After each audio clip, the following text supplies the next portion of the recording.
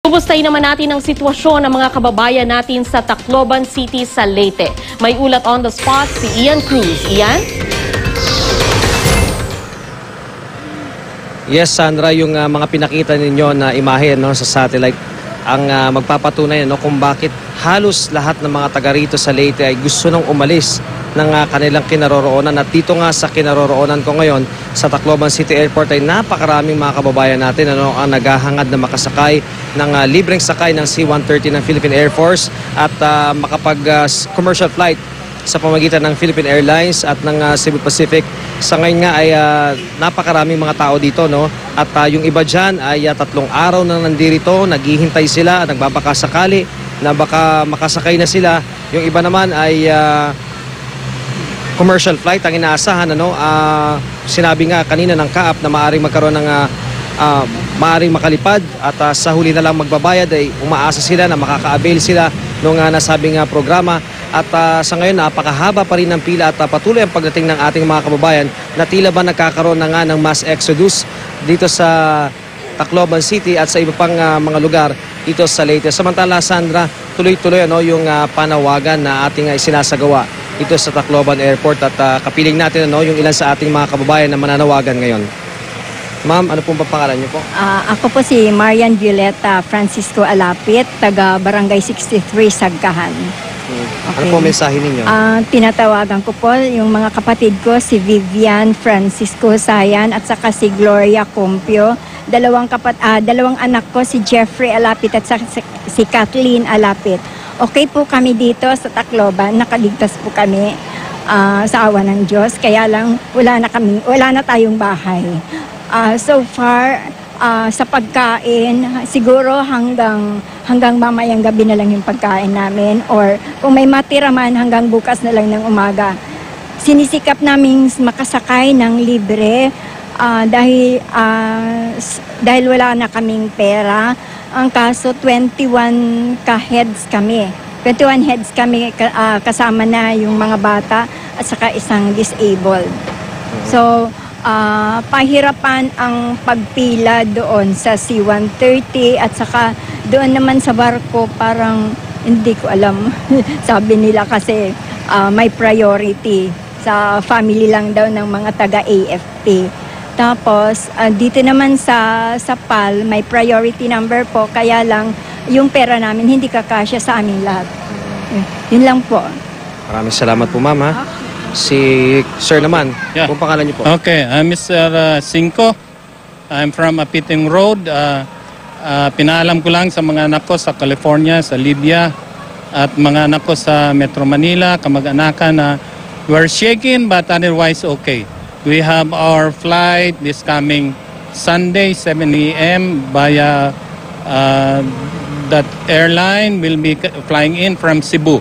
Hopefully, before noon of Sunday, we'll be home. Ang akin lang panawagan sa civil government dito sa local, sana maging visible naman kayo kasi hinahanap talaga kayo ng mga taong bumoto sa inyo. Ito na yung panahon para ipatunayan nyo na ang puso nyo para sa bayan. Gising lang. Salamat po. Maraming salamat po, sir. Meron pang isang mananawagan, si ma'am, kung pangalan niyo po. Sabi ang kay Love You, ay, Apo, kung pangalan niyo po. Elisa Ramos po. Apo, taga saan po kayo dito? Taga Patiba Village po, Tacloban City. Sige po. Yung mga sabi niyo, mga kabalyan niyo, ang kakausapin niyo, sige, kausapin niyo na po sila, panawagan kayo. Opo. Sabi ko, mayab kaya kayo, ako, niligtas ko kaya rin bagyong nilaba sa inyo, tsaka ngayon kiniking Tacloban Airport. Bisa ako muli, uli na mga laki nga sa aeroplano, pero ako tigaganakan.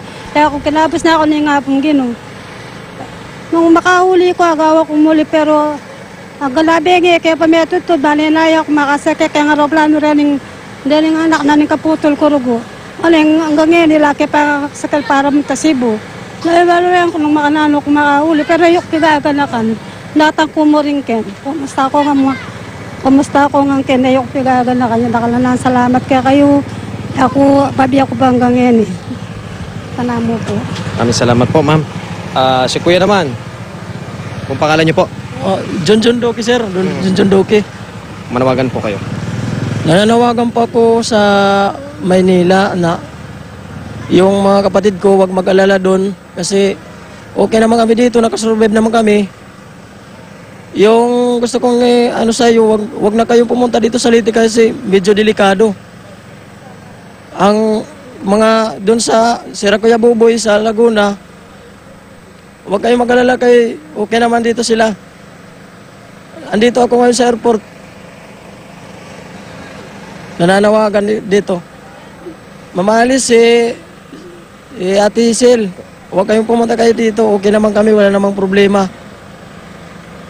Stay na lang kayo doon. Wala pa kaming komunikasyon kasi wala kami dito cellphone na ano sa Bagyo, doon sa baha. Kaya pinapaalam ko na lang, huwag kayong pumunta. Okay naman, huwag kayong mag-alala. Pag magkaroon na dito ng kuryente, tawag lang kayo or magtitext na lang kami sa inyo. Ate Sil, mag-ingat ka. Kuya Dante, dito pa rin kami, walang problema. Salamat, sir. Okay. Maraming salamat, kuya, no, sa pagtitiwala po ninyo. So Sandra, yan nga, iba't ibang mga panawagan ng ating mga narinig na naman, So ngayon, dito nga sa aking likuran, may mga bagong dating na naman. Tuwing may kada 30 minuto o 15 minuto ay may mga dumarating tayong mga kababayan yan. Sakay sila nung iba't ibang mga sasakyan, talagang siksikan, punong-puno yung mga sasakyan na yan, kaya naman padagdag ng padagdag yung mga dumarating nating mga kababayan dito, kaya naman lalo pang dumarami at lalo pang humahaba yung pila sa C-130 at doon sa mga commercial flights na naghahangad na makaalis dito sa Tacloban. Dahil nga, yun nga, Sandra, gaya nga nung naipakita mong mga imahe, talagang maraming nasirang lugar, maraming nawala ng pag-asa, kaya naman ayaw na nilang tumira dito, gusto na nilang magsimula ng kanilang buhay sa ibang mga lugar sa ating bansa. Sandra. Iyan, may impormasyon ka ba kung ilang C-130 ang lumalapag sa isang araw na maaring makapagsakay naman ng mga tao papunta ng Maynila?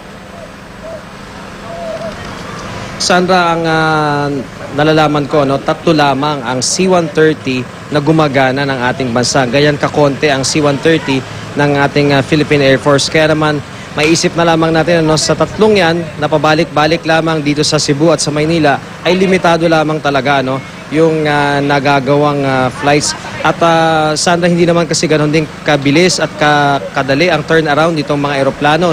Siyempre, kailangan din mag-refuel, kailangan magkarga, kailangan magdiskarga ng mga bagahe, lalo na yung mga relief goods.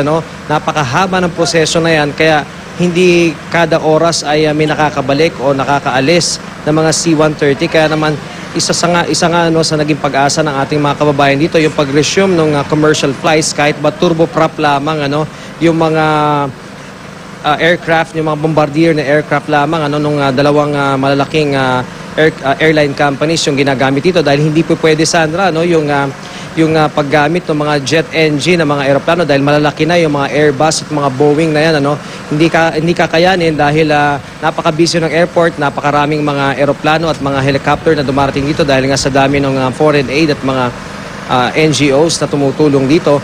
Kaya hindi po pwede, tsaka Sandra, isa nga rin sa ini-stress din ng Air Force ay sira nga itong tower nila, kaya manual, pagalingan ng piloto ang nangyayari.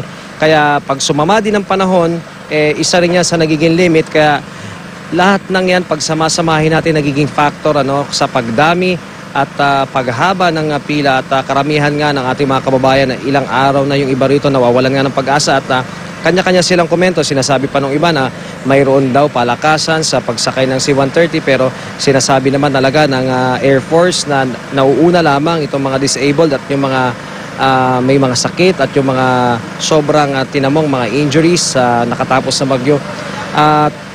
Pasensya lamang ang sinasabi ng ating gobyerno, pero ang tanong dyan, gaano katagal yung pasensya, dahil ilang araw na, halos mag-iisang linggo na ay nandito pa rin sila at gusto na nga nilang umalis dito sa Tacloban City. Sandra.